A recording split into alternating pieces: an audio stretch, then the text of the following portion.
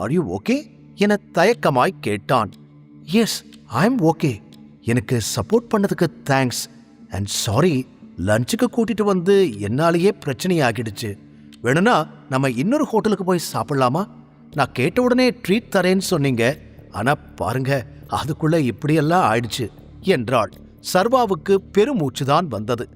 இவ்வளவு பிரச்சனை நடந்த பின்னாலும் ஷிவானி விடாமல் அவனை பின்தொடர்ந்து கொண்டிருக்க, உள்ளே நடந்த சம்பவத்திற்கு பின்னால் அவளுக்கு நோ சொல்லவும் சர்வாவுக்கு சங்கடமாயிருந்தது. எனவே வேறு வழியில்லாமல் இன்னொரு ஸ்டார் ஹோட்டலுக்கு அவளை அழைத்து வந்தான். அந்த ஹோட்டலின் பெயரை பார்த்ததுமே ஒரு நிமிடம் தயங்கி நின்றான். அந்த ஆடம்பரமான ஹோட்டல் ஆதிசேஷன் குரூப்புக்கு சொந்தமானது. அவர்களுடைய குரூப்புக்கும் ஆதிசேஷன் குரூப்புக்கும் பெரிய பகை இருப்பது விக்ரமனின் மூலம் ரீசண்டாக தெரிந்திருந்தாலும் அவனுக்கு ஆதிசேஷன் குறித்து பல விஷயங்களை தெரிந்து கொள்ள ஆர்வமாக இருந்தது. ஒரு பக்கம் அந்த ஹோட்டலுக்குள் செல்ல வேண்டாம், தேவையில்லாமல் பிரச்சனை வரும், உடன் ஷிவானியும் இருக்கிறாள் என்று அவன் மனம் எச்சரிக்கை செய்தாலும், ஒருவேளை ஆதிசேஷனை இங்கு மீட் பண்ண வாய்ப்பு கிடைத்தால் என்று யோசித்தவன் தைரியமாக ஷிவானியுடன் உள்ளே சென்று விட்டான். அவர்களுக்கு டேபிள் கிடைத்ததும், இப்பவாவது உங்களை பத்தி என்கிட்ட முழுசா சொல்லுவீங்களா மாட்டீங்களா? நானும் கேள்வி கேட்டுக்கிட்டே இருக்கேன், நீங்க அதை கவனிக்காத மாதிரி அவாய்ட் பண்ணிக்கிட்டு இருக்கீங்க என்று ஷிவானி ஓட்டை ரெக்கார்ட் போன்று அதே பேச்சை தொடர, சர்வா அங்கிருந்த தண்ணீரை குடித்தபடி, என்னை பத்தி பெருசா சொல்லிக்க எதுவும் இல்லை என்று அவளோடு பேச்சுவார்த்தையை சர்வா மொத்தமாக கட் பண்ண, அவன் கவனம் அவர்களுக்கு பக்கவாட்டில் அமர்ந்து சாப்பிட்டுக் கொண்டிருந்தவர்களின் பேச்சில் திசை திரும்பியது. அங்கு ஒரு கேங் பார்ட்டி பண்ணி கொண்டிருந்தது. அதிலிருந்த ஒருவன், ஆதிசேஷன் தான் இன்னி தேதிக்கு நம்பர் 1 டான். தமிழ்நாட்டுல மட்டும் இல்ல, மொத்த இந்தியாவிலையும் பெரிய அண்டர்வேர்ல்ட் லீடரா மாறிக்கிட்டு இருக்காரு என்று சொல்ல, ஆமா, டைகர்ங்கிற பேரு எப்போ அண்டர்வேர்ல்ட்ல இருந்து மறைஞ்சு போச்சோ அவங்களோட மொத்த குரூப்பும் வீக்கா மாறிடுச்சுன்னு நானும் கேள்விப்பட்டேன் என்று இன்னொருவன் சொல்ல, டைகர் என்ற பெயரை கேட்டதுமே சர்வாவின் காதுகள் ஷார்ப்பாக மாறிவிட்டது. இல்ல, டைகர் காணாம போகல, டைகர் இப்பவும் உயிரோட தான் இருக்காராம், அவர் கண்டிப்பா திரும்பி வருவாரு என்று ஒருவன் நிதானமாகச் சொல்ல, அதை கேட்டு மற்ற அனைவரும் ஒரு நிமிஷம் அமைதியாகி விட்டார்கள். ஜானி, அமைதியா இருடா, இதுக்குதான் அதிகமா குடிக்காதன்னு சொன்னேன், இப்ப பாரு பைத்தியம் மாதிரி என்னென்னவோ உளறிட்டு இருக்க என்றவனை அவன் நண்பன் திட்ட, நான் உளரல, உண்மையத்தான் சொல்றேன். டைகரை எந்த காலத்திலையும் ஆதிசேஷன் கூட கம்பேர் பண்ணாதீங்க. Tiger is not a word, it's an emotion. He is a world class boss. என் அப்பா சொல்லிருக்காரு, எப்பவும் அவங்க தான் எல்லாருக்கும் பாஸ். ஆனா இந்த ஆதிசேஷன் அவர் கால் தூசிக்கு கூட வர முடியாது. சீக்கிரமே டைகர் திரும்பி வர்றப்போ இங்க இருக்கிற எல்லாம் தலைகீழா மாறும். அப்போ நான் சொல்றது உண்மைன்னு உங்களுக்கு புரியும் என்றவன் முழு போதையில் கூற, இதை கேட்டுக்கொண்டிருந்த சர்வாவின் பின்னந்தலை ஒரு நிமிடம் சிலிர்த்தது. அவனை எட்டி பார்த்தான். 20 வயதில் பணக்கார காலேஜ் ஸ்டூடெண்டாக தெரிந்த ஜானி இன்னொரு லார்ஜ் லிக்கரை உள்ளே தள்ளினான். அவன் பேச்சில் தெரிந்த உறுதி சர்வாவை ஈர்த்தது. அப்படி இந்த ஜானி எதற்காக தன்னுடைய ஹவுஸ் ஆஃப் டைகர் குரூப்பின் மீது இவ்வளவு நம்பிக்கை வைத்திருக்கிறான்? அவனுக்கு டைகரை பற்றி ஏதாவது இன்ஃபர்மேஷன் தெரியுமா என்று அவனுக்கு ஒரு மிகப்பெரிய சந்தேகத்தை உருவாக்கியது. சட்டென அவர்களை நோக்கி சில கண்கள் திரும்பின. என்ன இருந்தாலும் டைகர் டைகர் தான், இந்த மொத்த இந்தியாலையும் அவனை மெஞ்ச யாருமே கிடையாது என்று மீண்டும் கூறினான் ஜானி.